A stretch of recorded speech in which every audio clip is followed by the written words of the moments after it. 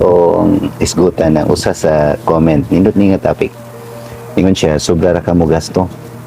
Sayop ka. Sobra utang kaysa imo sweldo. Mismanagement. Mismanagement na imo finances mauna. Pwede.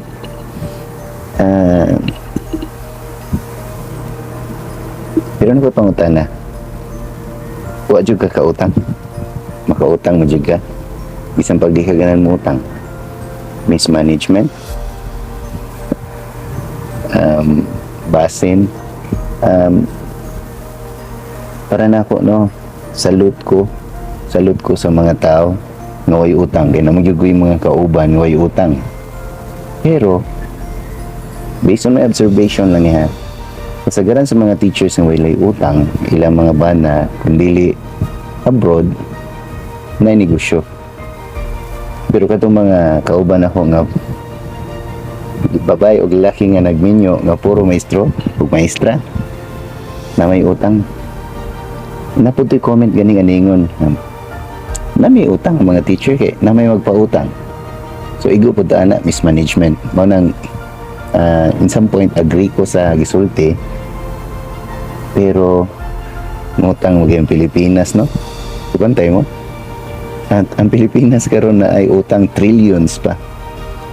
Ngutang maging mga dato, ngutang maging bata sa tindahan, ayo ingon mama ilista ko nun eh.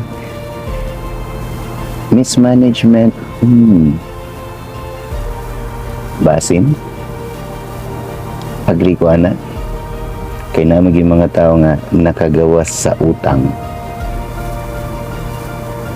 Pero ang ako sigurong isulti is dili mismanagement lang. Mismanagement ang uban. Pero more on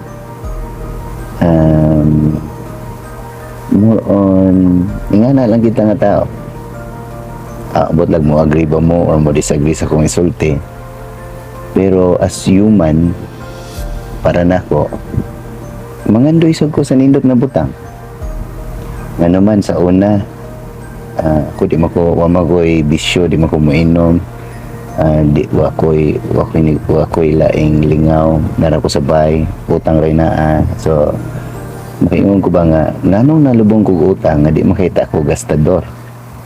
Pasin sa ako ang gusto nga kapalit ko sa ako ang pagkaon na ganahan kanon, basin ana. Pero nganong ako mga kauban nga sige lagi laag, abot na sila og laing nasod gani mga teachers niya ako nga nag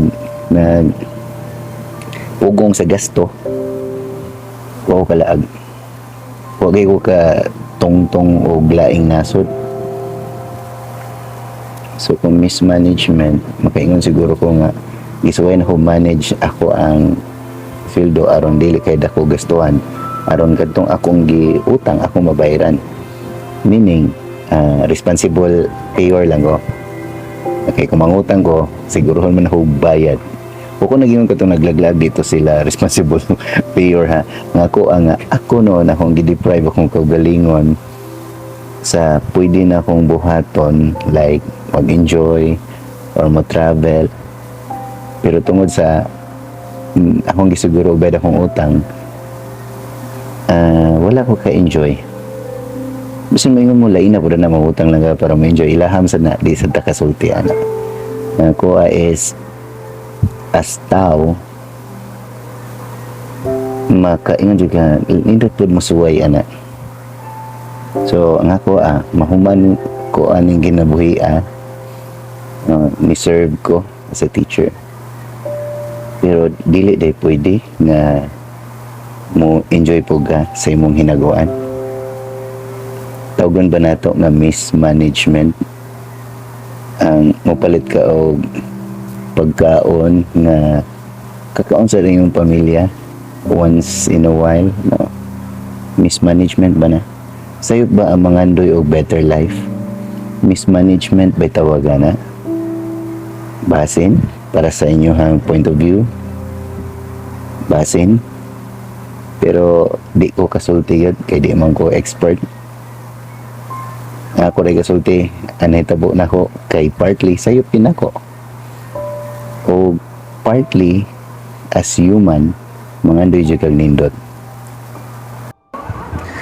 O kana ang rason nga nung side hustle jugo.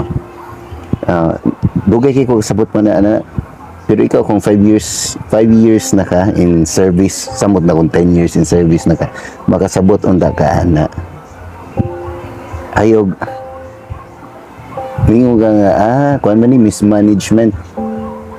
Unsay mismanagement, mora mo mong income. Saan yung pag-manage sa 500 niyang imo ang palitonon worth 10,000 na. So di ka mo palit ato. What if uniform to si mo anak? Or what if uniform to nimo? Di lang ka mag-uniform sa trabuan. See? Kinahanglan jud ka buhat ato. Pangitani mo paagi ang income. Mo nang pangitag paagi side hustle. Bisag unsa na, sa tinuod lang bisag unsa. Ako tungod ato kay nangita ko nya di ko kabaw. Hindi ka kabaw gud unsa o unsaon. Kata ka lang kag sud, mabiktima kag scam. Mabiktima ka or nagusik-usik kasi mong puhunan kay nangita naman ka og money back gyud, guaranteed ganahan naman kag kwarta gyud, kwarta usod sa mo ham sa kay buhaton. Oy dili nga nagalibutan trabaho gay ka trabaho gay ka gamay na lang imong sweldo. Unya sa kwarta nga di nimo haguan oy. Asang logic? Asa na atong logic mga teachers? Ni trabaho ka sa imong trabaho karon nga dako untag sweldo nga nag-anay nagkagamay imo maginagiagwanta. Unya sa additional income dili nimo haguan kay busy ta. Ayaw. Haguan ang income, na dili siguro pareha kahago sa imuhang trabaho kay naman kay work karon. So side hustle lang ng mga 2 hours lang every day. Pinakataas siguro 4 hours every day. Nga na, bisag unsa na. Pero kung ganang ka makabaw giun sa nako kay ako nagtukod mo kong eskwelahan pag 2016 kay wala ni gyud sweldo. O lately pag 2021 naglisod na mi akong eskwelahan ni down na gyud tungod sa pandemic. Nisugod ko og laing extra income nga nakapa survive na mo during pandemic. Di man gana pandemic to naka-survive ni tungod ani. Kay kadtong pandemic wa tay gibuhat ato. So kadtong gibuhat. See? Dili kay wa kay buhaton. So kung ganahan ka makabawog unsa or basin ganahan nga mangutana unsaon di ay chat sa ubos storya ta nga ingna ko kung unsa imuhang ganahan masulbad, no? Storya ta sa ubos. Ayo teachers. Shout out to Jimmy Hias.